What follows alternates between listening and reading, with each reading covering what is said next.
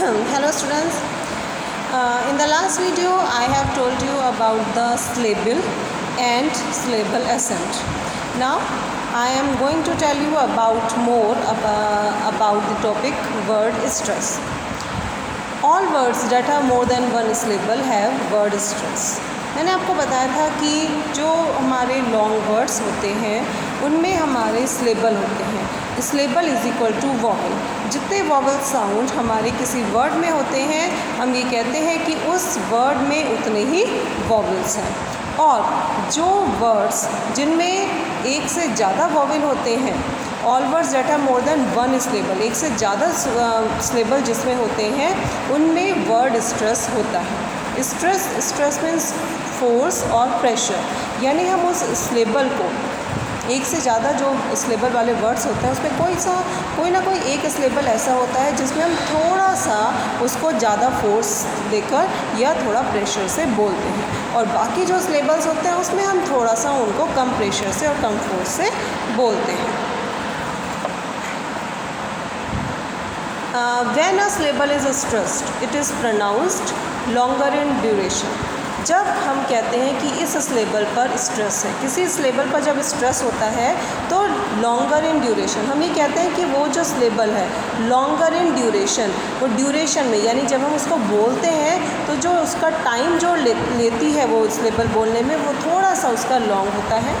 Higher in pitch, हम उसको थोड़ा सा पिच में हाई करके बोलते हैं, यानी उसको थोड़ा हाईली बोलते हैं और बाकी उसको थोड़ा सा स्लोली बोलते हैं. लाउडर इन वॉल्यूम, और उसको हम वॉल्यूम में यानी जब हम बोलते हैं तो हमारी वॉल्यूम उसमें हल्की सी तेज़ हो जाती है और बाकी सिलेबल में थोड़ी सी कम रहती है. Presentation. A stressed syllable is denoted by placing a stress mark just before the stress syllable. For example, receive will be transcribed as receive. देखिए, जो हम जब स्ट्रेस, अब सिलेबल को हम कैसे बताएंगे, कि किस सिलेबल पर स्ट्रेस है. उसके लिए मार्क या ब्रैकेट में एक मार्क देख रहे हैं, छोटा सा ऊपर एक छोटा सा जैसे हम अपोस्ट्रोफी लगाते हैं उस तरह का मार्क है. तो जो सिलेबल पर स्ट्रेस होता है उस सिलेबल से पहले, जस्ट बिफोर, उस सिलेबल से बिल्कुल ज़रा से पहले हम उस सिलेबल को, जिस सिलेबल स्ट्रेस्ड होता है, ये मार्क डिनोट करता है, ये मार्क लगा के शो करते हैं कि इस सिलेबल पर स्ट्रेस है. एग्जाम्पल के लिए आप इसमें देख सकते हैं, यहाँ पर एक वर्ड लिखा गया है रिसीव, RECEIVE. अगर हम इसकी सिंपल बात करें इसकी स्पेलिंग की, तो रिसीव मतलब स्पेलिंग में हम देख रहे हैं, स्पेलिंग की तरह के उससे हमें नहीं देख रहे हैं, हमें देखना है कि जब हम इसकी साउंड को रिप्रेजेंट कैसे करते हैं और जब इसका फोनेटिक ट्रांसक्रिप्शन करते हैं इसकी साउंड के अकॉर्डिंग, तब हमारे कौन से सिलेबल पर स्ट्रेस है. तो जब हम इसका फोनेटिक ट्रांसक्रिप्शन करेंगे इसकी साउंड्स के अकॉर्डिंग, साउंड्स को ध्यान में रखकर, तो हमारी ये जो आप देख रहे हैं नीचे स्लैंटिंग लाइन के अंदर जो लिखा गया है रिसीव, ये मैं आपको पहले करा चुकी हूँ. ये हमारे फोनेटिक सिंबल्स होते हैं, कॉन्सोनेंट्स के अलग होते हैं और वोवेल्स के अलग होते हैं. तो उन सिंबल्स के को ध्यान में रखो, उन सिंबल्स के अकॉर्डिंग यहाँ पर हमने ये इसका फोनेटिक ट्रांसक्रिप्शन किया है रिसीव. तो इसमें ये बनाया है रिसीव. अब आप देख रहे हैं इसमें कितने सिलेबल हैं, 2 सिलेबल हैं, क्योंकि इसमें 2 वॉवल साउंड हमारी आ रही हैं, एक तो ई और एक ई. तो 2 सिलेबल वाला, 2 सिलेबल वाला ये वर्ड है. और इसमें जो सेकंड सिलेबल है, एक सिलेबल हो गई री और एक हो गई सीव. तो जो रिसीव जो है, इसमें सीव पर हमारा आप सामने एक मार्क देख रहे हैं, ये मार्क शो कर रहा है कि इस सिलेबल पर स्ट्रेस होगा.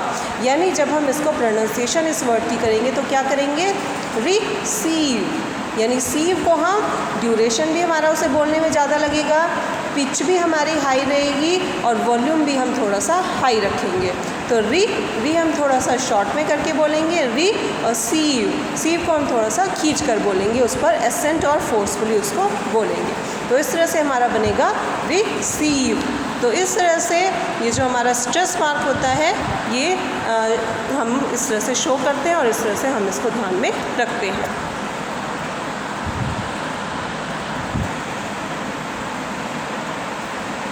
Now, importance of word stress. अब क्या इंपॉर्टेंस है वर्ड स्ट्रेस की, क्यों हमें इसे सीखना होता है, क्यों हमें इसे समझना होता है, और क्या इसकी इम्पोर्टेंस है, क्यों हम ये मार्क शो करते हैं, क्यों डिक्शनरी जो होती है वो हमारी ये मार्क डिक्शनरीज़ में हम ये मार्क्स हमेशा हमें मिलता है, तो क्या शो होता है इस मार्क से। देखिए, mistakes in word stress are a common cause of misunderstanding in English.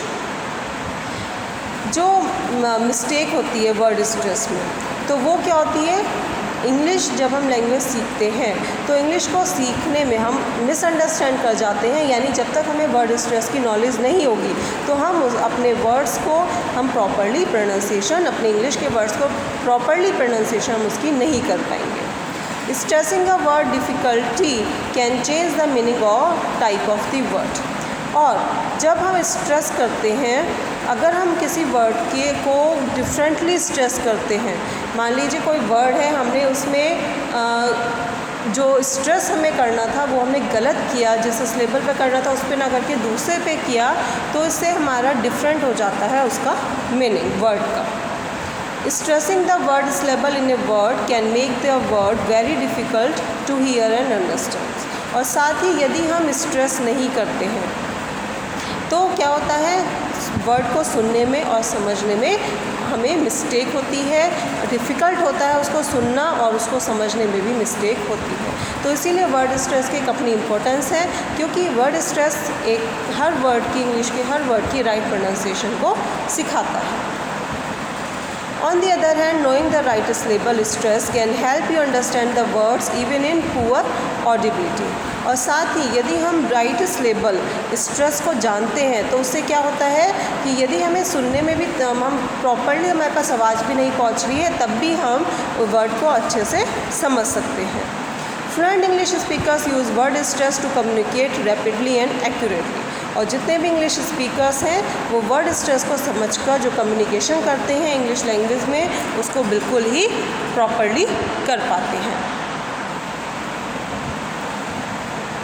Look at these words. Photograph. अब इसका हम जब फोनेटिक ट्रांसक्रिप्शन करेंगे तो क्या करेंगे, अगर हम इसे डिवाइड करते हैं तो कैसे करते हैं, फोटोग्राफ। देखिए, एक ही वर्ड अगर उसमें हम कुछ ऐड कर देते हैं कुछ वर्ड्स को, या उसे हम किसी और जैसे एक वर्ड होता है वो हमारा वर्ब में भी यूज़ होता है, वही वर्ड हमारा एडजेक्टिव में भी यूज़ होता है, और वही वर्ड हमारा उसमें कुछ ऐड करके उसमें नाउन में भी यूज़ होता है। तो हमेशा एक वर्ड के कई सारे रूप होते हैं और कई सारी काइंड्स होते हैं। वही वर्ड हम नाउन में, वही वर्ड वर्ब में, और वही वर्ड एडजेक्टिव में या एडवर्ब में यूज़ करते हैं, लेकिन उनको बोलने का तरीका अलग अलग हो जाता है। जैसे आप यहाँ देख रहे हैं फोटोग्राफ, ये एक नाउन है फोटोग्राफ, तो इसमें हमने 3 उसके पार्ट किए, फोटोग्राफ। इसमें जो हमारा फो है, फो पर हमारा जो सिलेबल है वो रहेगा, यानी फो को हम थोड़ा सा लंबा करके बोलेंगे, फोटोग्राफ।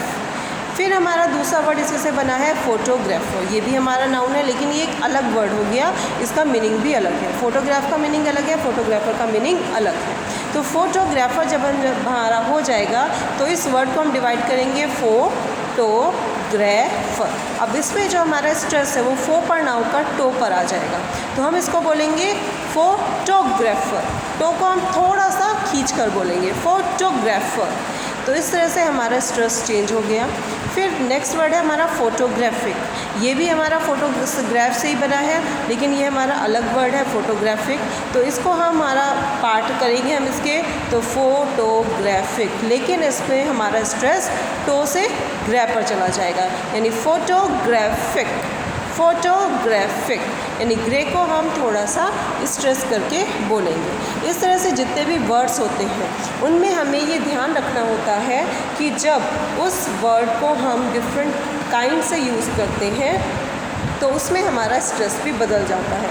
ऐसे नहीं होता कि हम ये सिर्फ एक वर्ड हमने देख लिया फोटोग्राफ, तो इसमें हमारा स्ट्रेस फो पर है तो फोटोग्राफर में भी फो पर रहेगा और फोटोग्राफिक में भी फो पर रहेगा, ऐसा नहीं है। जैसे ही वर्ड का रूप बदलता है, जैसे ही वर्ड को हम किसी और रूप में यूज़ करते हैं, उसका स्ट्रेस भी चेंज हो जाता है। और ये स्ट्रेस, सिलेबल स्ट्रेस हमें कहाँ से सीखते हैं, हमें कैसे पता चलता है, इसके लिए एक प्रॉपरली डिक्शनरी होती है जिसमें फोनेटिक ट्रांसक्रिप्शन होता है, और फोनेटिक ट्रांसक्रिप्शन के साथ साथ उसमें सिलेबल पर स्ट्रेस करके मार्क करके दिखाया जाता है कि किस वर्ड में ये किस सिलेबल पर स्ट्रेस होगा। तो इस तरह से हम सीखते हैं वर्ड स्ट्रेस को। अब in the next video I will tell you about some rules about the word stress. So thank you students.